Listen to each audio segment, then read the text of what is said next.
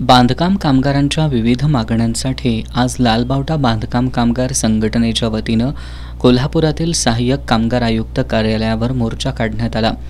या मोर्चाद्वारे बांधकाम कामगारांसाठी लाडका बांधकाम कामगार योजना जाहीर करा आणि बांधकाम कामगार कल्याणकारी मंडळाकडील प्रलंबित मागण्या पूर्ण करा या मुख्य मागण्यांकडे सरकारचं लक्ष वेधण्यात आलं। येत्या 15 दिवसांमध्ये मागण्या मान्य झाल्या नाहीत तर कामगार मंत्री सुरेश खाडे यांच्या सांगलीतील निवासस्थानावर मोर्चा काढू असा इशारा यावेळी देण्यात आला। महाराष्ट्र राज्य इमारत आणि इतर बांधकाम कामगार कल्याणकारी मंडळानं लाडका बांधकाम कामगार योजना जाहीर करून येत्या दिवाळीला 20,000 रुपये अर्थसहाय्य द्यावं, 60 वर्षांवरील बांधकाम कामगारांना 10,000 रुपये पेन्शन जाहीर करावी, घरकुलासाठी 4.5 लाख रुपये अनुदान द्यावं आदी मागण्या यावेळी करण्यात आल्या।